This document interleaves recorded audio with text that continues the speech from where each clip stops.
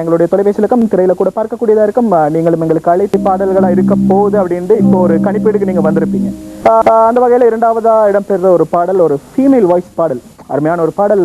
சித்ரா அந்த திரைப்படத்துல இயக்குனர் ஹரி இயக்கிய ஹரிஸ் ஜெயராஜ் இசையமைத்த சாமி திரைப்படத்தில் இடம்பெற்ற ஒரு அருமையான பாடல் சித்ரா பாடியிருந்தாங்க. இங்க யாரு பாட போறாங்க அப்படின்னு நீங்க கேட்கறது எங்களுக்கு புரியுது.